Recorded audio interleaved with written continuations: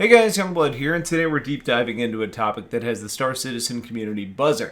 Concept ships that are generating the most anticipation. We've all been following the development of these ships closely, and the discussions on Reddit and other forums have shown just how excited the community is for these upcoming additions to the verse. So let's break down the most anticipated concept ships, what makes them special, and how they might impact the game once they're finally released. First on our list is the RSI Polaris, a ship that's been generating a ton of excitement. The Polaris is a capital patrol corvette designed to be versatile and a powerful addition to anybody's fleet. What makes the Polaris so intriguing is its potential role both in Star Citizen and Squadron 42. This ship is expected to serve as a fast attack craft capable of taking on a lot larger ships with its array of torpedoes and heavy weapons. But it's not just about offense. The Polaris is also equipped with a small hangar, making it a mobile base for smaller ships. And that versatility has made it a favorite among players who are looking forward to both PvP and PvE scenarios. One of the most discussed aspects of the Polaris is its potential impact on fleet operations.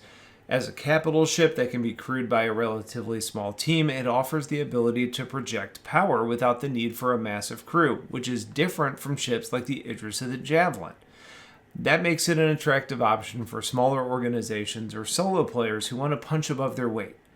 The Polaris' role as a mobile base also opens up interesting gameplay possibilities, such as deep space exploration, or maybe hit-and-run tactics in hostile systems like Pyro.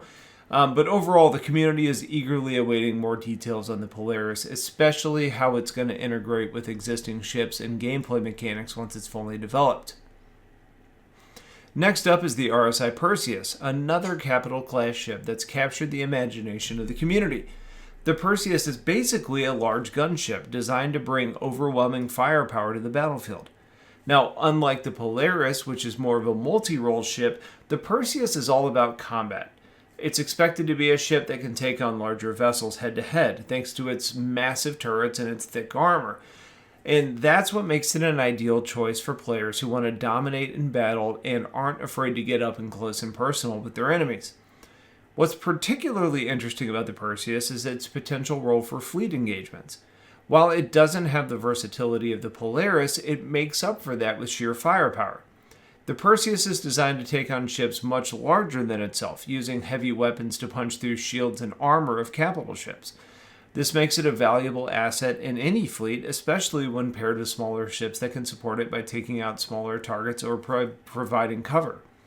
The community is especially excited about the prospect of using the Perseus in large-scale battles, where its firepower could turn the tide of combat.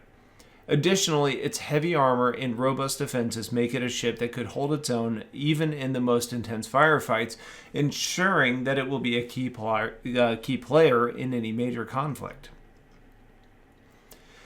The Banu Merchantman is another concept ship that's been generating a lot of buzz. This ship is unique in that it's capital class as far as a trading vessel is concerned, and it's designed to serve as a mobile marketplace. The Merchantman is built by the Banu, one of the alien races in Star Citizen, and it reflects their cultural focus on trade and commerce. What makes the Merchantman so appealing, though, is that it's a potential to change the dynamics of the in-game commerce. Unlike other trading ships, which are primarily focused on transporting goods from point A to point B, the Merchantman is designed to allow players to conduct trade directly from the ship itself. This means that players can set up shop anywhere in the verse, offering goods and services to other players without the need of docking at a station. The community is particularly excited about the Merchantman's potential for creating new gameplay opportunities. Imagine being able to set up a mobile trading post in a system like Pyro, where resources are scarce, the demand is high. The Merchantman could serve as a vital hub for trade, offering unique goods and supplies to players that would be willing to brave the dangers of that system. Additionally, the ship's unique design, with its luxurious interiors and advanced technologies and just alien nature, it makes it a standout in the verse.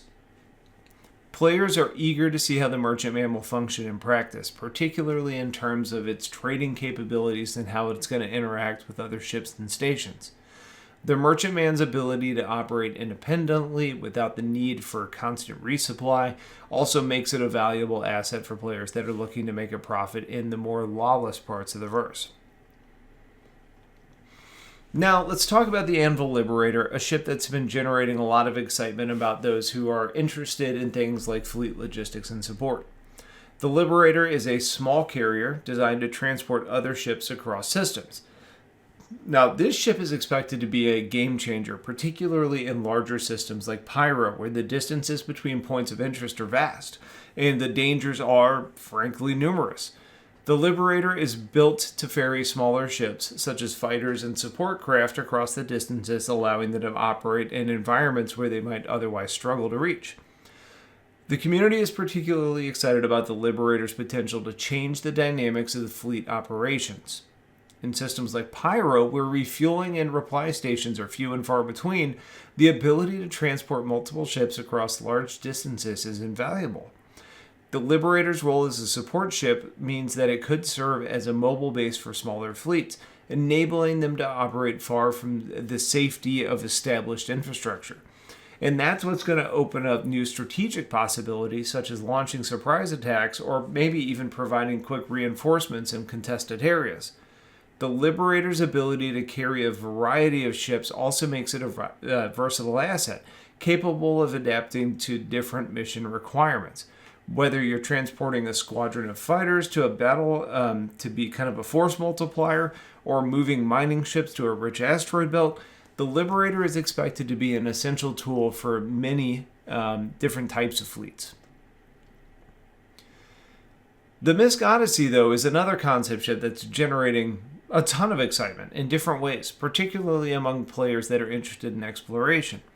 The Odyssey is an expedition ship with onboard refinery capabilities, designed to allow players to venture into deep space without relying on external support. This ship is really built around self-sufficiency, with the ability to refine fuel, repair damage, or even process minerals and other things that they find on the go. And that's what makes the Odyssey a perfect fit for players that want to explore uncharted territories, like the Pyro system, without having to worry about running out of fuel or other essential supplies. What's particularly exciting about the Odyssey, though, is its potential to change exploration gameplay loop. In Star Citizen, exploration is about venturing into the unknown, and the Odyssey is designed to make that process as seamless as possible. With its advanced sensors and large fuel arrays, and the large fuel tanks, the Odyssey can stay out in deep space for extended periods of time, allowing players to explore far beyond the reach of other ships. That onboard refinery, though, also opens up new gameplay opportunities for resource gathering, as players can mine asteroids or harvest gases directly from the environment, refining those on the spot, and they can keep their ship running. Overall, people are eager to see how the Odyssey is going to function in practice, particularly in terms of its ability to operate independently in the more dangerous and remote parts of the verse. Lastly, we have the AoP Santaki.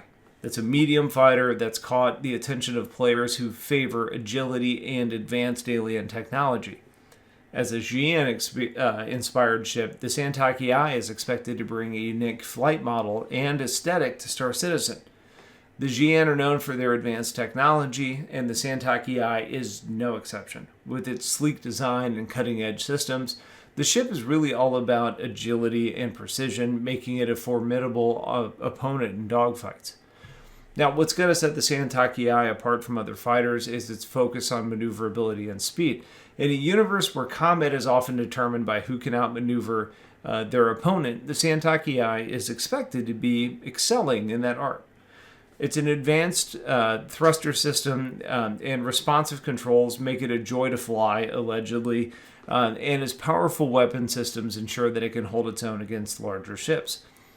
The community is particularly excited about the prospect of using the Santaki in its high-speed dogfights, where its agility and advanced technology should in theory give it a significant advantage, though we all know it comes down to damage output versus damage durability and damage avoidance. Additionally, it's got the undeniable unique alien design that makes it a standout in the verse, which should appeal to players who are wanting something different than the more traditional human-made ships. Now, there are several honorable mentions that deserve some attention. The Vulcan, which is a ship focused on repair, rearm, and refuel, is another highly anticipated ship. It's got drone-based repair and refueling systems that are going to make it a valuable asset for keeping fleets operational, especially in systems where supply stations are few and far between. And of course, there's the ever-popular Kraken, Idris, Javelin, etc. Those continue to be ships that players are eager to see realized in the verse. Those are going to be massive capital ships that are expected to serve as mobile bases, offering everything from repair facilities to heavy firepower, and all of that makes them essential for large-scale operations in the most dangerous parts of the verse. So, those are the concept ships that I personally feel are generating the most buzz right now. Whether you're excited about these or others, the prospects of new ships coming into the verse, all of that has to be exciting for everyone, because much like the butterfly effect, even small changes can have major implications to the game. So, as you can probably tell, I'm battling some sinus issues right now, so I appreciate you dealing with weird voice Youngblood right now. But if there are other ships that you feel that I left off, please feel free to get them into the comments. Otherwise, thank you for watching. Stay tuned for a lot more coming soon. Have yourselves a wonderful day, and take care.